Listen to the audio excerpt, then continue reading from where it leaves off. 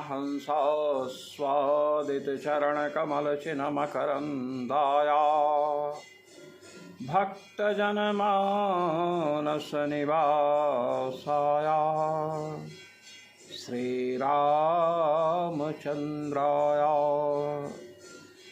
यत्र यत्र रघुनाथकीर्तनं तत्र तत्र कृतमस्तकाञ्जलिं बाष्पवारि परिपूर्णलोचनं मारुतिं नमत राक्षसान्तकम् सीतानाथसमारम्भां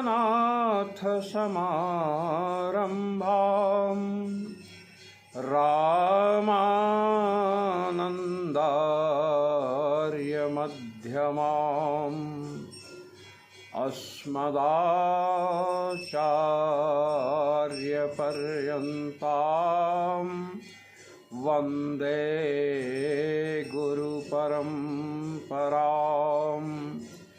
वन्दे गुरुपरम्पराम्। सर्वेश्वर श्रीरघुनाथो विजयते तराम्। संभोग प्राप्तिरित चेन्ना वैशेष्यात् सूत्र में यह चर्चा आई हुई है कि भगवान की उपासना हृदय में करनी चाहिए, क्योंकि ईश्वरः सर्वभूतानां हृद्देशे अर्जुन तिष्ठति। भगवान ने अपने श्रीमुख से स्वयं कहा है कि ईश्वर प्राणियों के हृदय प्रदेश में निवास करता है। अब हृदिवारे अयम आत्मा प्रतिष्ठितः, हृदय में ही जीवात्मा का भी निवास बतलाया गया है। प्रश्न यह उठता है, ये शंका की गई कि जैसे हृदय में जीवात्मा का निवास होने से जीवात्मा सुख और दुख का उपभोग करता है, वैसे ही प्राणियों के हृदय में परमात्मा का निवास श्रौत प्रमाण से स्वीकार करने पर परमात्मा को भी सुख एवं दुख रूपी भोगों की प्राप्ति होगी, ये शंका की गई। इस शंका के अपनोदन के लिए भगवान व्यास ने एक सूत्र प्रस्तुत किया, संभोग प्राप्तिरिति चेत। ये पूर्व पक्ष है। जीव की भांति परमात्मा का भी हृदय में निवास होने पर संभोग प्राप्ति ही, सुख दुख का सम्यक भोग परमात्मा को भी प्राप्त होगा। परमात्मा भी सुखी होंगे, परमात्मा भी दुखी होंगे। ये शंका हुई। इति चेत कहते ना वैशेष्यात्, क्या ऐसी बात नहीं है। परमात्मा में सुख दुख रूपी भोग की प्राप्ति नहीं होगी। क्यों? कहते हैं वैशेष्यात्, दोनों में कुछ भिन्नता है। परमात्मा में वैशिष्ट्य है जो वैशिष्ट्य जीव में नहीं है। कहते हैं परमात्मा स्वतंत्र है, कर्माधीन नहीं है, जीव कर्म के अधीन है। परमात्मा अज्ञान का आश्रय नहीं है, जीव अज्ञान का आश्रय है। परमात्मा सर्वज्ञ है, कर्म बंध से विनिर्मुक्त है। इसलिए हृदय देश में परमात्मा का निवास रहने पर भी उसे सुख एवं दुख की प्राप्ति नहीं हो सकती है। यह बात प्रथम अध्याय के द्वितीय पाद के 8वें सूत्र में सर्वत्र प्रसिद्ध अधिकरण में बतलाई जा चुकी है। भोक्त्रापत्तेरविभागश्चेत् स्याल्लोकवत्। इस सूत्र के द्वारा सांख्यवादियों ने जो आक्षेप किया था कि जो ब्रह्म आप कारण मानते हैं सूक्ष्म चिद चिद विशिष्ट ब्रह्म, और जो कार्य ब्रह्म मानते हैं स्थूल चिद और अचिद से विशिष्ट, चित और अचित से विशिष्ट। अब चित और अचित को अर्थात जीव और प्रकृति को आप वेदांतियों ने परमात्मा का शरीर माना है। यस्य आत्मा शरीरम यस्य प्रकृति शरीरम, यह श्रौत साक्ष्य प्रस्तुत करके आप लोगों ने कहा कि जीव और प्रकृति परमात्मा का शरीर है। अब आप ये बतलाओ कि जीव और प्रकृति परमात्मा का शरीर है, तो जैसे जीव शरीर में रहने वाली जो धातुएं हैं उनमें वैषम्य होता है, साम्य हो या वैषम्य हो, ये बात पहले बता चुके हैं, तो उससे सुख और दुख का संयोग जीव से होता है। जीव सुखी एवं दुखी होता है शरीर का संबंध होने से। इसी प्रकार परमात्मा का संबंध जीव रूपी शरीर और प्रकृति रूपी शरीर से जब होगा तो महाराज परमात्मा भी सुखी और दुखी होंगे। ये बात यहाँ बतलाई गई।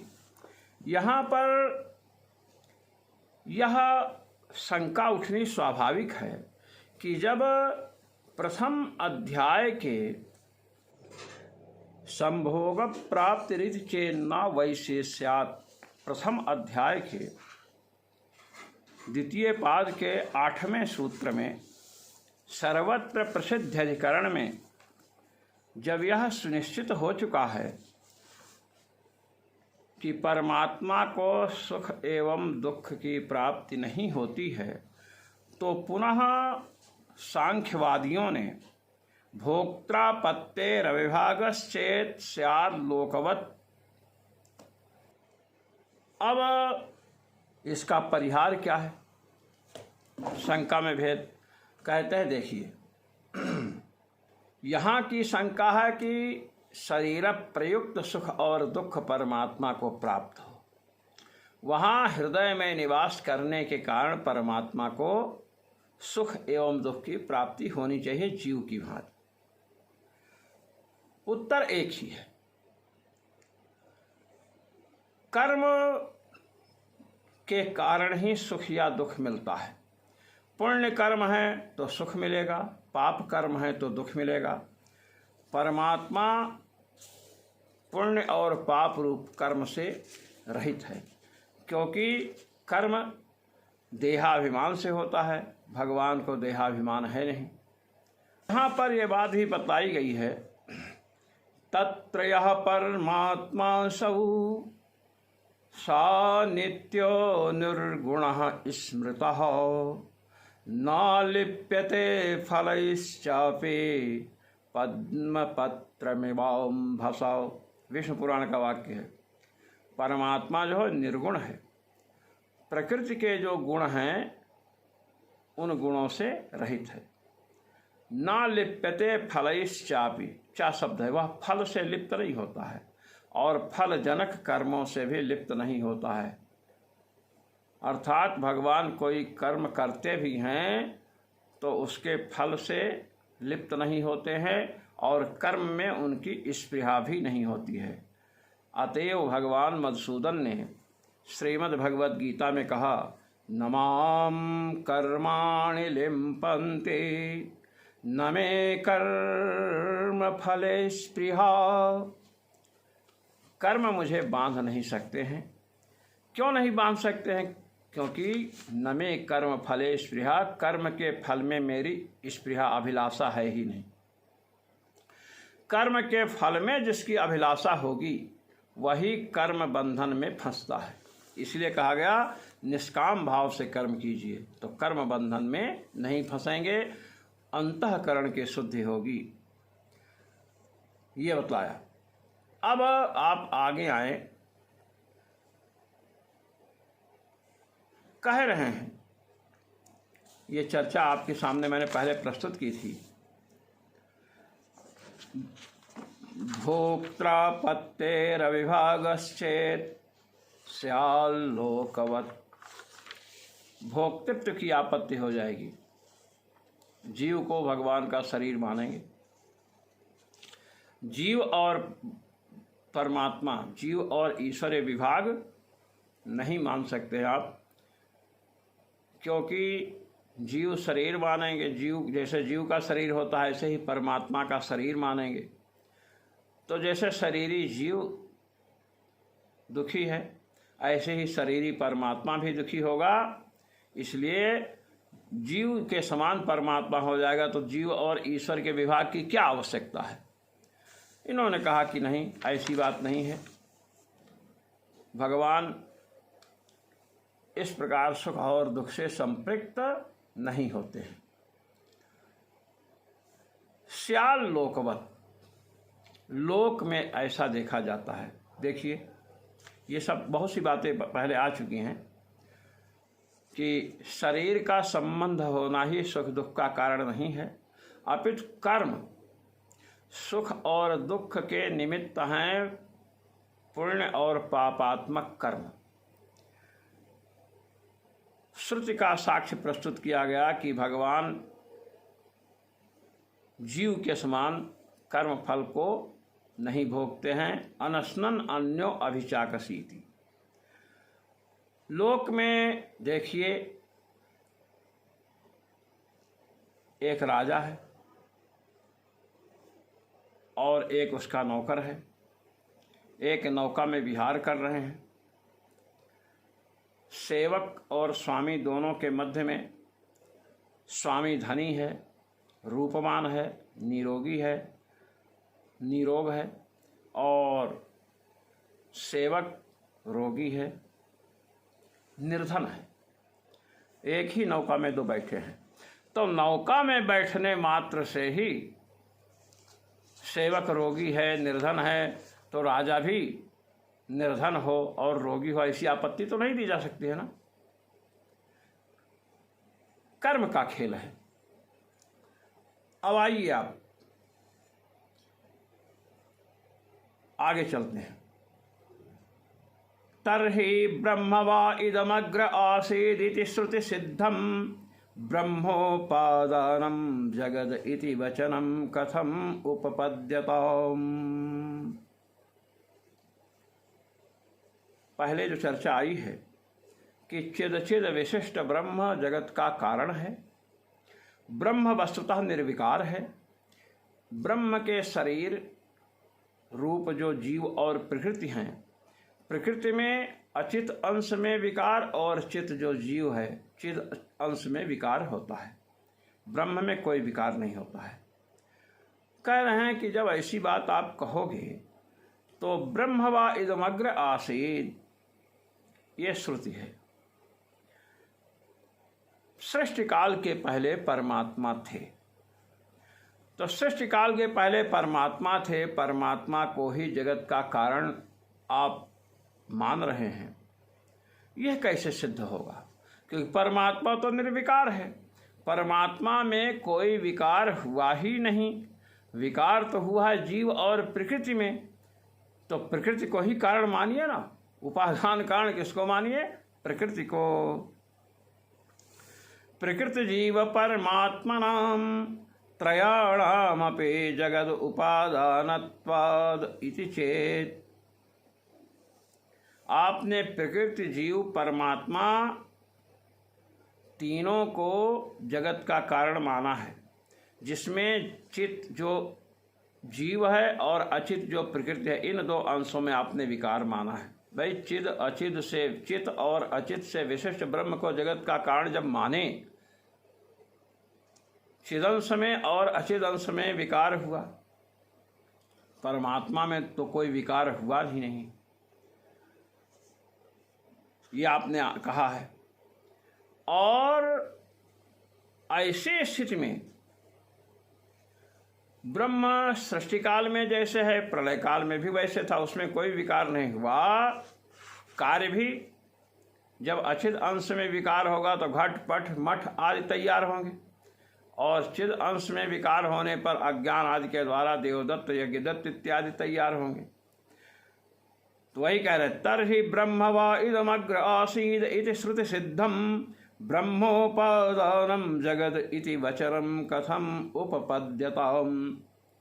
श्रुति सिद्ध जो जगत का उपादान कारण ब्रह्म है, यह कथन जो श्रुति सिद्ध है, इसकी उपपत्ति आप कैसे करेंगे। प्रकृति जीव परमात्मनाम त्रयाणामपि जगद उपादानत्वात् इति चेत। अब आप कहें कि देखिए परमात्मा, जीव और प्रकृति तीन हैं। जीव और प्रकृति परमात्मा के शरीर हैं, तो जीव और प्रकृति से विशिष्ट जो ब्रह्म है यह जगत का कारण है। आप ऐसा कहें, तीनों कारण हैं। तो आप ये बतलाओ कि जीव जो है उसके अंश में विकार होगा, स्वरूपता विकार नहीं होगा। इतना ध्यान रखिएगा कि जीव का स्वरूप जैसे मिट्टी घट रूप में आ जाती है, ऐसे ही जीव के स्वरूप में विकार नहीं होगा। जीव का जो ज्ञानांश है, धर्मभूत जो ज्ञान है, ज्ञान जो गुण है उसका, उसमें विकार होगा। संकोच और विकास रूप विकार होता है, और अचिद अंश में स्वरूपता विकार होता है, मिट्टी घड़े के रूप में परिणत होती है। तो कहते हैं कि परमात्मा क्या करता है, कि परमात्मा तो संकल्प ही करेगा। तदैक्षत बहुश्याम प्रजाएया, भगवान ने संकल्प किया अनेक रूपों में हो जाऊं। अब आप बतलाइए, परमात्मा संकल्प कर रहे हैं और विकार किसमें हो रहा है, जीव में और प्रकृति में। परमात्मा में कोई विकार नहीं हुआ, केवल संकल्प ही किया उन्होंने। तो उपादान कारण किसको कहते हैं, ये तो आप भी समझते हैं, हम भी समझते हैं। घट का उपादान कारण मिट्टी है, पट का उपादान कारण तंतु हैं। अब आप ये बतलाइए कि तंतु ही तो पट रूप में परिणत होते हैं, मिट्टी ही तो घट रूप में परिणत होती है। आप परमात्मा में कोई विकार नहीं मान रहे हैं, उसका परिणाम नहीं मान रहे हैं, जीव और प्रकृति का ही परिणाम मानते हैं। तो ब्रह्म को उपादान कारण कहोगे कैसे। जीव और प्रकृति को तो आप कथनचित, प्रकृति को तो कह सकते हैं, हम भी मानते हैं प्रधान को, किंतु जीव को आप कैसे कहोगे। जीव में स्वरूपता तो कोई विकार नहीं है, गुणों में विकार है।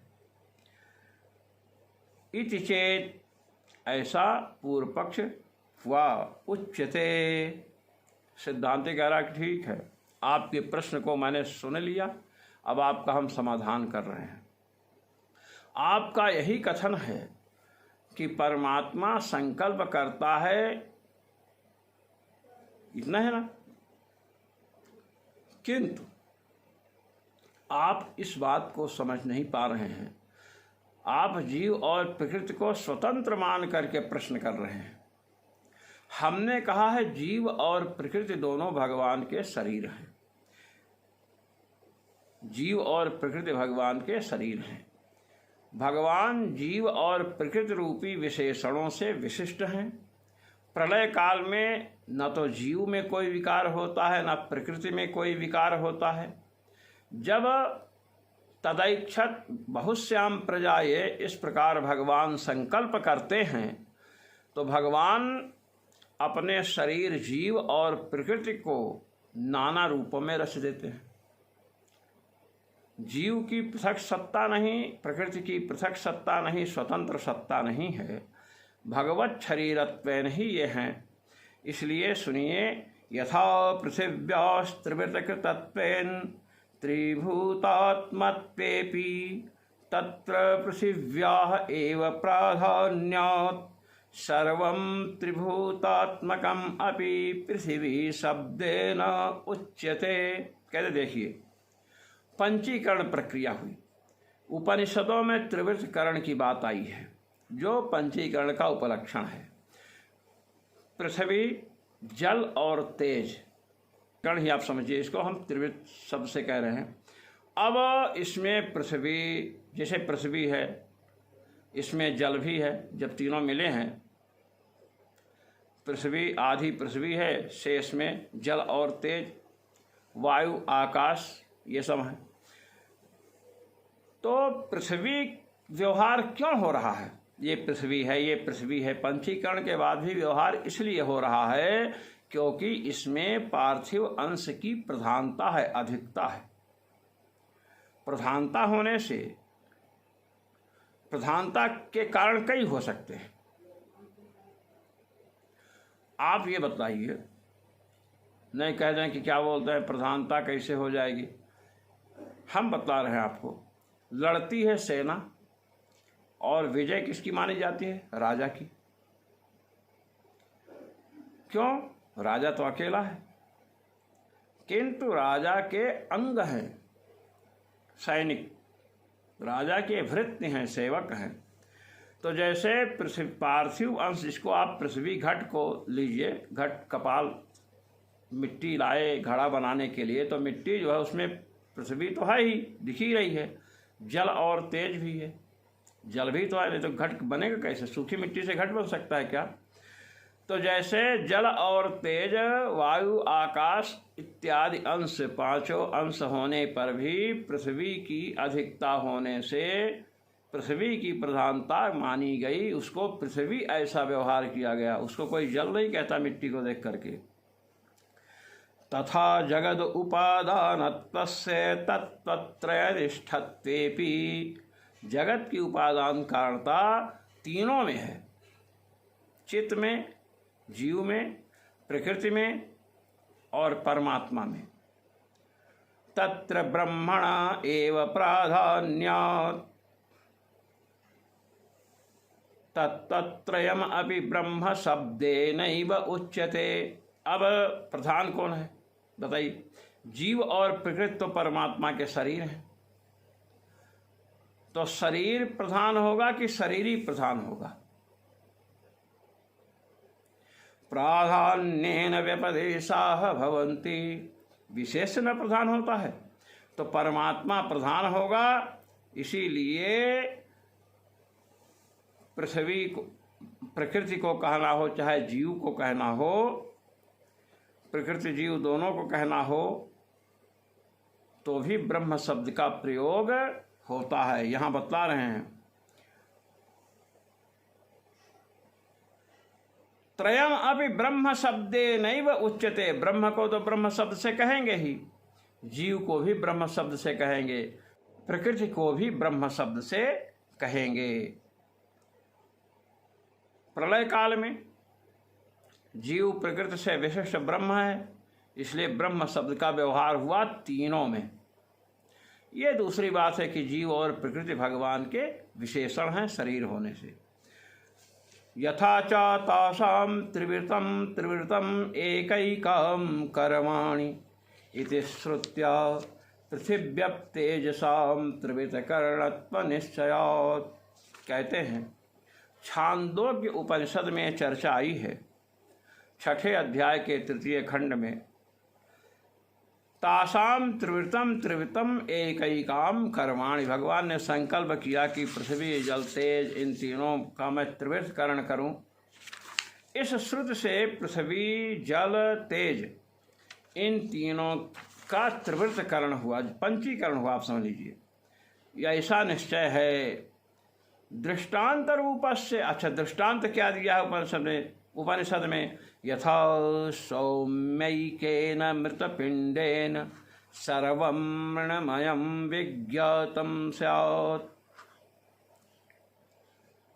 हे सौम्य, जैसे एक मृतपिंड के विज्ञान से संपूर्ण मिट्टी के बने हुए पात्रों को, घट को, कुल्हड़ को, परई को समझ सकते हैं, समझ लेते हैं, ऐसे ही उपादान कारण जो परमात्मा है, उनके ज्ञान से संपूर्ण जगत का ज्ञान हो जाता है। कहते इत्यस्य अपतेजो विशिष्टं मृण्मयम् अस्ति इति विज्ञातं स्यादित्यर्थस्य निष्पन्नत्वात्। हे सौम्य, जैसे एक मृतपिंड के ज्ञान से संपूर्ण मिट्टी से बने पात्रों का ज्ञान हो जाता है, तो क्या ज्ञान होता है? मिट्टी को आप क्या समझ रहे हैं? मिट्टी को हम समझ रहे हैं कि पृथ्वी जो है, मिट्टी जो है, जल और तेज से विशिष्ट है। इसमें जलीय अंश भी है और तेजस अंश भी है। तो जलीय और तेजस अंश से संपृक्त मिली हुई है पृथ्वी, मिट्टी, जिससे घड़ा बना है। इसलिए घड़े को भी हम समझते हैं कि जल और तेज अप्रधान है और मिट्टी प्रधान है, इसलिए उसको मिट्टी है, ऐसा व्यवहार करते हैं। तथा अब कहें, अब दृष्टांत तो मैंने दे दिया, अब दाष्टान्त में आइए। तथा दाष्टान्तस्यापि चिद चिद विशिष्टस्य कारणस्य ब्रह्मणो विज्ञानेन सर्वं तत्कार्यं जगत् चिद चिद विशिष्टं ब्रह्मैवास्तीति विज्ञेयम् इति राद्धान्तः इति सर्वम् अनवद्यम। के दृष्टांत हमने मिट्टी का दिया जिसमें तीनों हैं। अब दाष्टान्त में आइए। हमने कहा था सूक्ष्म चिद चिद विशिष्ट ब्रह्म कारण है जगत का। तो जब सूक्ष्म चिद चिद विशिष्ट ब्रह्म जगत का कारण है, तो ब्रह्म के विज्ञान से उसका कार्य जो समस्त प्रपंच है, जगत है, उसका ज्ञान हो जाएगा। कैसे? कारण कौन है? सूक्ष्म चिद चिद विशिष्ट ब्रह्म कारण है। और कार्य क्या है? जीव और प्रकृति, यहाँ भी भगवान के शरीर ही हैं। स्थूल चिद चिद विशिष्ट ब्रह्म जगत रूप है, ये कार्य है। इसलिए सूक्ष्म चिद चिद विशिष्ट ब्रह्म के विज्ञान से स्थूल चिद चिद विशिष्ट ब्रह्म का ज्ञान हो जाएगा। इति राद्धान्तः, कहे यही राद्धांत अर्थात सिद्धांत है। इति सर्वम अनवद्यम, इसलिए जो कुछ हमने कहा वह सब दोष रहित है। श्री राम। पाठ का श्रवण करने वाले जितने भी मनीषी महानुभाव हैं, उन सबको भगवान श्री सर्वेश्वर रघुनाथ जी की ओर से कोटि कोटि आशीष। जय श्री राम।